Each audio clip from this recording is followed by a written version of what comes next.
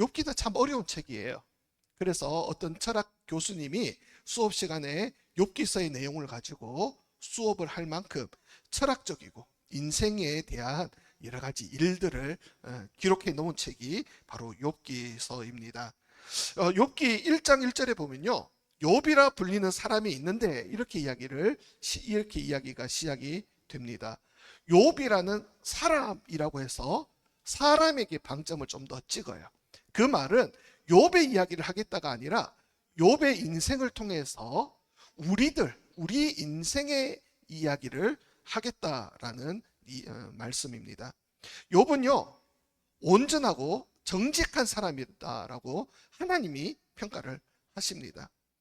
사탄과 하나님이 대화를 하는데 하나님이 사탄에게 이야기하시죠. 세상에 욥이라는 내 종이 있는데 너무나 온전하고 너무나 정직하고 이런 사람이 세상에 어디 있겠느냐 라면서 이야기하시니까 사탄이 뭐라고 합니까? 다 잘 아시지 않습니까? 아이고 하나님이 복 주시고 또 자녀도 많이 주시고 그의 가정을 평화롭게 하시고 또 그가 예배하니까 하나님이 자꾸 뭔가 주시니까 그래서 하나님을 경외하고 예배하는 것이지, 하나님 만약에 이 모든 것을 빼앗아 버린다면 그러면 하나님 예배하겠습니까? 하나님 저주할걸요? 라고 하나님께 이렇게 이야기를 합니다. 그래서 하나님이 그럼 너 마음대로 해봐라, 한번 시험해봐라. 그러자 사탄이 내려가서 무섭게 시험을 해요. 하루아침에 모든 재산을 다 태워버립니다. 모든 종들을 하루아침에 다 죽여버립니다. 자녀까지도 하루아침에 다 잃게 되는 그런 무시무시한 시험을 겪게 돼요. 이런 이해할 수 없는 상황 가운데 욥이 뭐라고 하는지 욥기 1장 21절 말씀 우리 같이 한번 보겠습니다. 시작. 이르되 내가 모태에서 알몸으로 나와 싸운즉 또한 알몸이 거리로 돌아가올지라 주신 이도 여호와시요 거두신 이도 여호와시오니 여호와의 이름이 찬송을 받으실지니다 하고, 얼마나 대단한 고백입니까? 얼마나 대단한 믿음입니까? 하루아침에 망하게 되었고 자녀도 다 잃어버렸습니다. 하지만 하나님 앞에 이러한 고백 가운데 예배로 나가는 욥입니다. 저의 처갓집의 이야기를 좀 하려고 하는데요, 이해해 주시고 들으시기를 바랍니다. 저의 장인이요, 대기업 전무이사까지 하셨습니다. 재벌은 아니었지만 그래도 서울에서 운전기사를 둘 만큼 잘 살았습니다. 그런데 IMF 때 실직을 하게 되죠.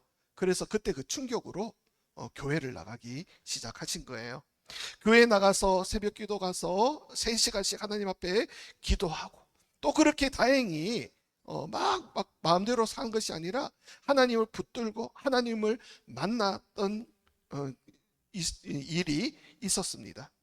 솔직히 IMF로 실직을 하게 되고 그럼에도 불구하고 하나님을 만나고 하나님을 의지하고 하나님께 부르짖었다면 IMF로 실직은 했겠지만 하나님께서 우리 장인에게 복을 주시고 또 여러 가지 사업을 잘하게 하시든지 좋은 직장을 하시든지 이런 그림이 나와야 되는데 사업을 하다가 쫄딱 망하게 됩니다. 슬픈 일입니다.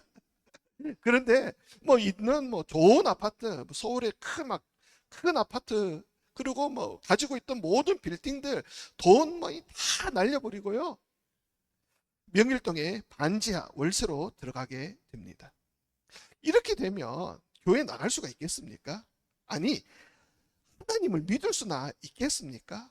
내가 그렇게 기도하고 온 가족이 교회 나가서 봉사하고 이렇게 열심히 하나님을 붙들었는데 하나님 왜 나에게 이런 고통을 주십니까? 라고 해야 되는 상황인데, 그럼에도 불구하고 날마다 하나님 앞에 새벽을 깨우고 더 기도하고 더 열심히 하나님을 붙들었다는 거예요.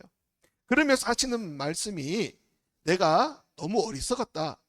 내가 하나님의 그 신비를 젊었을 때 깨달았으면 이렇게 후회되는 삶을 살지 않았을 텐데 라고 한탄스 끼면서 이런 이야기를 하시더라고요. 그러면서도 이제라도 내가 모든 것을 잃었지만 하나님 한 분을 내가 붙들었다. 우리의 인생에는요, 우리의 길목에 이렇게 해석이 안 되는, 이렇게 뭐 이해가 안 되는 일들이 많이 일어납니다. 하지만 우리는요, 욥과 같은 자세가 필요하다는 거예요. 이렇게 욥이 이렇게 오늘 이 1장 21절처럼 이렇게 주신 이도 여호와시요 거두신 이도 여호와십니다라고 딱 하면서 끝이 났으면 참 좋았을 때인데, 사탄이요 계속해서 시험을 합니다. 욥에게 피부병까지 주죠. 아토피 피부염을 앓고 계신 분들이요 되게 고통스러워해요. 밤새도록 팍팍 끓고 힘들어합니다. 저도 군대에 있을 때 이등병 때 발에 무좀이 났는데 자려고 누워 있는데 막 이게 가려워서 막 죽겠는 거예요. 이등병들 자다가 벌떡 일어날 수 있습니까? 없습니까? 없어요. 각 잡고 이렇게 자야 되는데 막 발은 막 간지럽고 해서 제가 다른 발로 막 비비고 막 이렇게 막 비꼬고 해도 이 긁으면 잠깐은 낫는데 막 세게 긁다 보면 되게 아프고 또 아파갖고 하다가 좀 있으면 또 간지럽고 막 밤새도록 이런 일이 있었습니다. 이 욥은요 온 몸이 그래서 질그릇 깨진 그 뾰족한 부분을 막 긁으면서 그 고통을 참았다라는 이야기예요.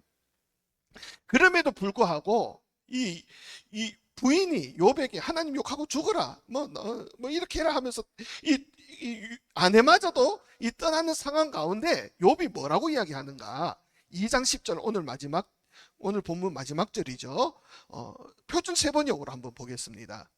그러나 욥은 그에게 이렇게 대답했다. 당신까지도 어리석은 여자처럼 말하는구려. 우리가 누리는 복도 하나님께로부터 받았는데 어찌 재앙이라고 해서 못 받겠다 하겠소. 이렇게 하여 욥은 이 모든 어려움을 당하고서도 말로 죄를 짓지 않았다. 얼마나 대단한 믿음입니까?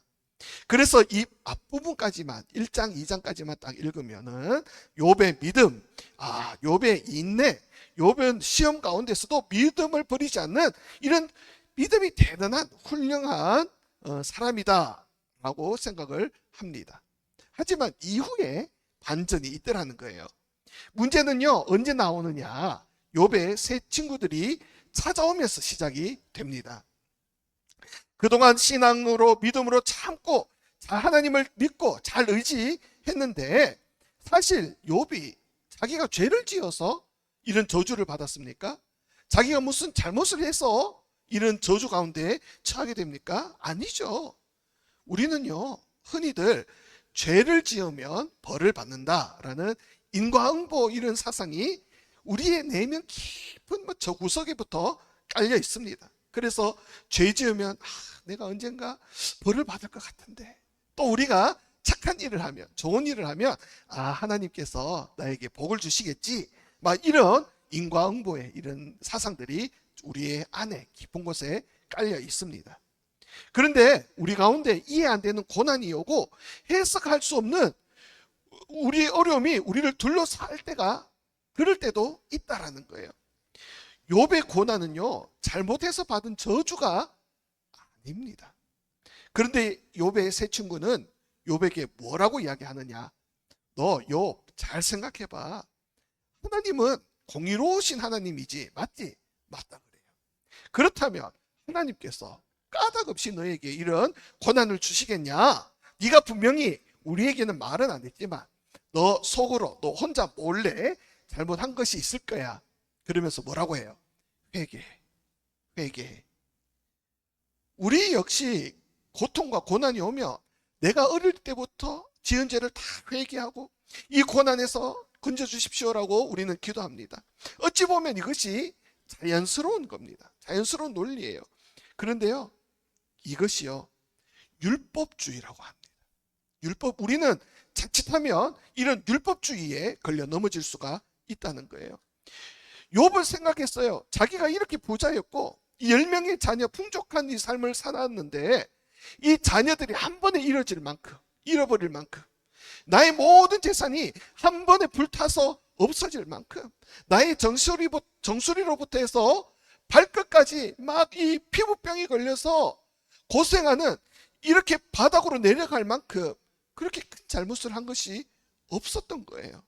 이것은 하나님도 인정하시는 사실입니다. 욥은 친구들과 만나서 그동안의 하소연을 합니다. 고통이 너무 심하니까 내가 태어나지 않았으면 좋겠다. 차라리 모태 어머니의 뱃속에서 내가 죽었으면 이런 고통이 없었을 테지 하면서 하소연을 합니다. 그러나 친구들이요, 뭐라고 이야기를 하느냐? 네가 믿음이 없네. 공의의 하나님이 너를 괜히 이렇게 만들었어 라고 정죄하기 시작했다는 것이죠. 욥은 자신의 상황도 억울한데 친구로부터 이렇게 정죄를 당하니까 항변을 합니다. 나는 잘못한 것이 없다. 이러한 공방이 욥기 전반의 내용이라는 거예요. 어떤 분이요, 교회 안에서 사고가 났습니다. 사고가 어떻게 심하게 났는지 그분이 식물인간이 되셨습니다. 교회에서 일어난 사고이기 때문에 교회에서 돌봐주고 치료비도 제공을 했어요. 그 부인이, 남편이 사고가 나서 누웠는데 그 부인이 얼마나 허망하겠습니까? 이분이요, 장로님이셨는데 사업도 크게 하시고 교회에서도 엄청나게 많은 봉사와 여러 가지 일들을 하셨습니다. 그런데 교회 안에서 하루아침에 이런 일을 당하니까, 하루아침에 가장이 쓰러지니까 집안이 풍비박산이 났습니다. 그래서 날마다 이 부인 권사님이 교회에 가서 눈물의 기도를 합니다. 그 주변의 사람들이 모여서 위로를 한다는 게 뭐라고 하시는 줄 아십니까? 회개라는 겁니다. 회개했다고 해도 네가 모르는 것도 있으니까 더 깊이 회개라는 겁니다. 이 말은요, 요즘 말로 하면 2차 가해라고 합니다. 상담의 대가에 쓰인 찰스 스윈들이라는 목사님이 계십니다. 방송으로 상담을 하시는 이 분인데요. 오늘 제가 좀 전에 말씀드렸던 권사님의 내용과 비슷한 문제를 가진 내담자가 이 방송으로 나왔다고 합니다. 이런 사정을 이야기하면서, 이런 이 이야기를 들으면서 보통 이제 상담자들은요, 기도합시다. 그리고 뭐 이런 말씀이 있으니까 읽어보세요. 아니면 아까 전에 말했던 교인들처럼 회개하세요. 뭐 이렇게 이야기할 텐데요. 이 찰스 스윈들은요, 깜짝 놀랄 이야기를 하시는 거예요. 지금 당장 넓은 들판으로 가서 하늘에 대고 욕을 하세요. 하나님께 따지세요. 시편의 내용들을 우리가 찬찬히 살펴보면요, 대부분 고난에 대한 절규가 담겨 있습니다. 예수님도요, 십자가상에서 뭐라고 이야기하십니까? 엘리 엘리 라마 사박다니, 하나님 어찌하여 나를 버리십니까? 우리가 성경에 문자로 읽으니까 점잖게 하나님 어찌하여 나를 버리십니까? 이렇게 읽을 텐데요, 실제 그 상황에서 예수님의 그 절규, 그 비명, 하나님 어찌 나를 이렇게 괴롭게 하십니까? 어찌 나를 절망 가운데 모십니까? 나를 이렇게 힘들게 하십니까? 라는 비명 아니겠습니까? 시편의 많은 내용들이 보면요, 이런 절망 가운데 신앙적인 내용도 하나도 없어요. 하나님 나를 왜 이렇게 고통 가운데 빠뜨리십니까? 라며 절규하며 비명하는 내용들이 시편의 곳곳에 있다는 것이죠. 저는요, 욥의 고백처럼 주시니도 여호와시, 거두시니도 여호와시니, 사실 저는 이거 읽으면서 하나도 공감이 안 갔습니다. 내가 죽게 생겼는데, 내가 괴로워 죽겠는데 어떻게 주시니도 여호와시요, 거두시니도 여호와시요? 차라리요, 제가 편안할 때, 아무런 고통과 고난이 없을 때 이런 내용을 읽으면 맞아 이럴 수도 있지, 내가 이런 상황이 되면 이렇게 고백해야지 라고 생각할 수도 있습니다. 그러나 내가 지금 실제 너무 괴롭고 죽겠고 힘든 그 가운데 어떻게 이렇게 하나님 앞에 주시니도 여호와시요, 거두시니도 여호와시, 이런 이야기가 안 나옵니다. 오히려 원색적인 이야기 나오죠. 비명이 나오죠. 절규가 나오는 것은 당연한 것입니다. 우리 여기 앉아 계시는 많은 분들이 계시는데 지금 점잖게 주일이라고 깨끗한 옷 입고 나오셨지만 속으로는 욕과 같은 심정으로 썩어져가는 그 가슴을 안고 울고 계신 분들이 얼마나 많으십니까? 모든 고난은요, 죄의 결과는 아니에요. 우리가 우리의 잘잘못과 상관없이 언제나 고난은 우리와 함께 합니다. 우리의 머리로는 이해할 수 없는, 해석할 수 없는 문제들로 가득 차 있는 것이 이 세상이라는 것입니다. 히브리서 4장 15절 말씀 우리 한번 읽어보겠습니다. 시작.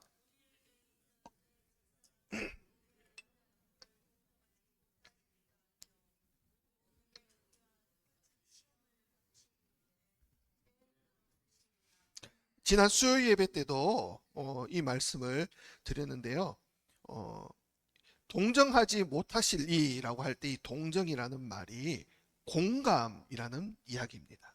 함께 겪는다, 함께 아파한다 라는 의미가 있다는 거예요. 우리가 고민 상담을 할 때 해답을 주려고 하면 안 돼요. 내 경험을 이야기해서 상대방에게 답을 주려고 해도 안 됩니다. 최고의 상담가는요, 공감해 주는 겁니다. 함께 아파하는 겁니다. 그의 이야기를 들어주는 겁니다. 하나님은요, 우리의 고난, 우리의 슬픔을 함께 공감하시기 위하여 이 땅 가운데 오셨다는 거예요. 우리와 함께 고난을 나누시기 위하여 신이신 하나님이 인간의 몸으로 오셔서 우리와 함께 고난을 겪으시고 십자가를 담당하셨다는 이야기입니다. 히브리서에서 대제사장이신 예수께서 우리의 아픔을 공감하신다라는 이야기입니다. 욥과 친구들은 이 고난의 원인이 어디 있느냐? 너의 죄에게 있다. 나는 아니다. 막 이런 딜레마에 빠져 있었습니다. 이렇게 공방을 하는 이 욥과 세 명의 친구에게 하나님이 나타나셔서 전혀 이상한 이야기를 하시는 거예요. 내가 땅에 기초를 놓을 때에 너희는 어디에 있었느냐? 너희가 바다의 깊은 물 속에 뭐가 있는지 한번 들어가 봤느냐? 하늘의 달과 별과 이런 이 것들이 어디로부터 나왔고 어디로부터 가는지 너희들은 알고 있느냐? 낙타가 어떻게 가고 뭐 산 염소가 뭐 새끼가 낳는 것을 보았느냐? 뭐 이런 이야기를 하는 겁니다. 이 말씀들을 욥기 38장 39절에서 계속 이야기를 하고 계십니다. 무슨 이야기입니까? 무슨 의미입니까? 하나님은요, 인간의 머리로 이해할 수 없는 존재라는 거예요. 하나님은요, 온 우주를 다스리시는 분이시다. 하나님은 이 온 우주를 통치하시는 분이시다. 너희의 머리로, 너희의 생각으로 하나님의 생각을 재단하지 말라, 이 말입니다. 우리가 이해할 대상이 아니라는 거예요. 이 말씀 가운데 욥은 깨닫습니다. 욥은 그동안의 고통의 원인, 그 이유를 알려고 했던 겁니다. 그래서 하나님 앞에 따졌는 거예요. 왜 나를 이런 고통 가운데 보내주십니까? 왜 나를 이렇게 힘들게 하십니까? 그렇게 따지려고만 했다라는 겁니다. 그 근거가 뭐예요? 나는 잘못한 것이 없는데 왜 고난을 당하게 합니까? 우리가 인정해야 할 것, 우리가 깨달아야 할 것은요, 인과응보가 아니에요.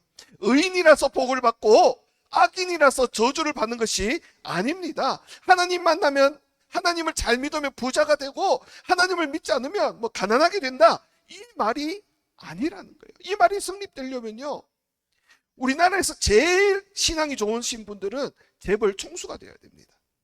이 세상에서 제일 믿음이 좋으신 분은요, 만수르나 중동의 오일 부자들이 신앙이 제일 좋아야 됩니다. 고통과 고난은요, 우리의 삶에 언제나 올 수 있는 것입니다. 하나님은요, 우리의 그 고통과 고난 가운데, 그 절망 가운데 우리와 함께 하시고 우리의 고통을 공감해 주시고 우리를 위로해 주신다는 사실을 믿으시기를 바랍니다. 이러한 깨달음을 얻은 욥이 뭐라고 고백을 합니까? 욥기 42장 5절 말씀입니다. 시작. 내가 죽게 대하여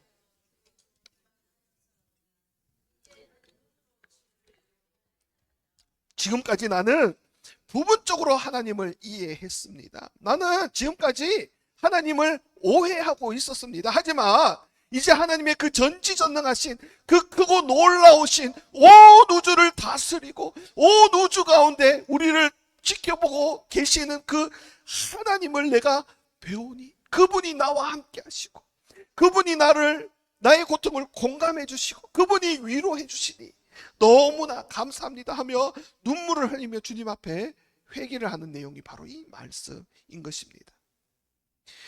놀라운 것은요, 이러한 엎드림, 이러한 깊은 하나님의 교제, 하나님이 어떤 분이신지 깨달았을 때 하나님께서는요, 그의 삶을 회복시켜 주시더라는 겁니다.